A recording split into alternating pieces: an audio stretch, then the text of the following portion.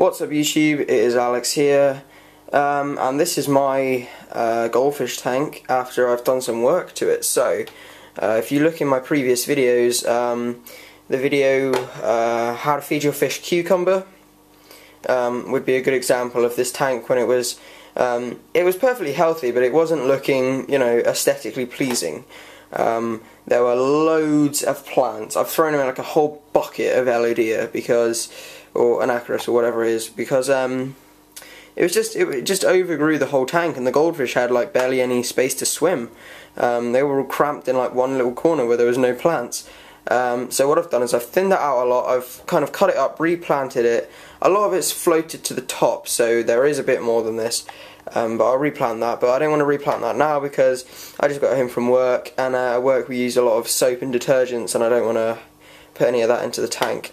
So main things that I like about redoing, well, not redoing, but doing a lot of maintenance to this tank is the fact that these rocks look so great when they're not covered in algae. They're like really nice and pink. I believe they're called Jupiter rock, but I'm not certain on that. And my loaches love these rocks. It's like their little house. They like going in there. Look, see, perfect demonstration for you right there.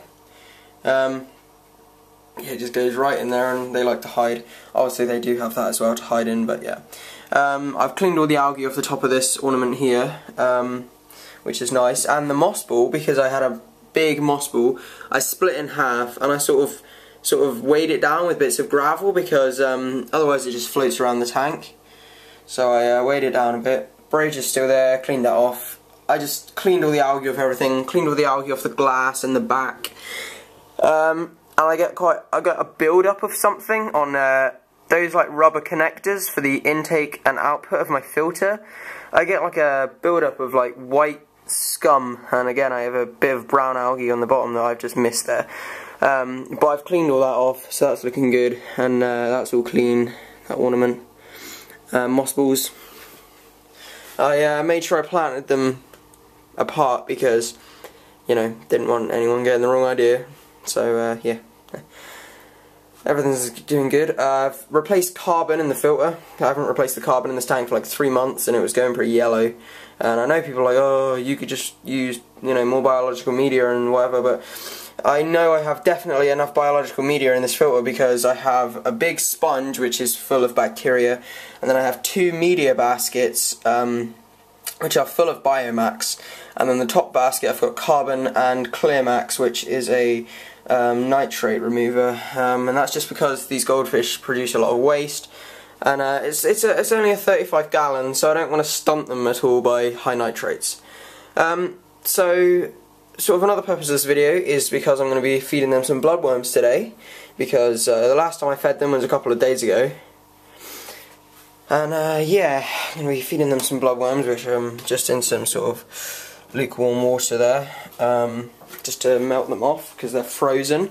I recommend frozen bloodworms for your fish because they contain more nutrients than the dried ones, and I think also they're sort of a bit more natural to the fish. It's like if you think of it for us as eating cereal or eating a piece of bread.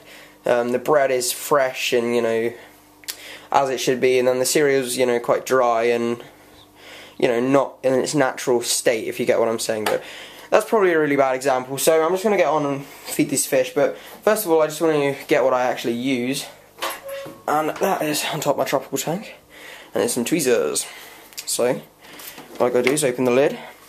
Hopefully going to be getting a new canopy for this tank, except it's 45 quid, so I'm going to have to save up, which is about, I don't know, 60 bucks for the US. There's the bloodworms there. Just, you know, give them a stir, make sure the ice is off of them and everything, and just take a nice big pinch like that and just pop them in. The fish go and eat them. Simple as that, really. There are many benefits to feeding bloodworms. Number one is colour, especially in goldfish and tropical fish as well, like rainbows. High protein foods will give your fish really good coloration. Ooh, got a bit on there. and also another benefit is a healthy immune system, because foods like this, natural foods, really go and boost the immune system of fish, and that's good, obviously. You just want to keep adding it, really.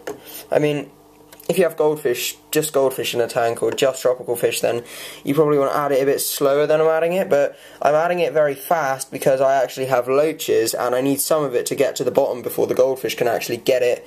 Otherwise the loaches won't be able to eat anything. So, you can see just a few bits flying to the bottom there. There's my male just like trying to look for some food. There's a bit there by that moss ball. Go on, buddy.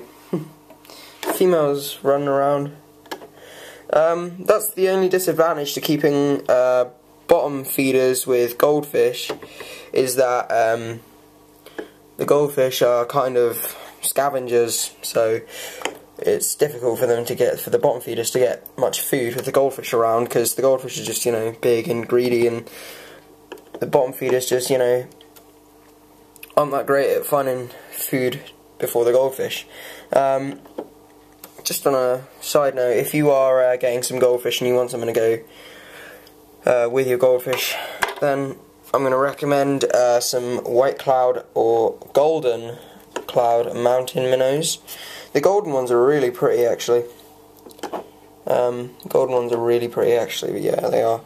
But white cloud mountain minnows are really hardy.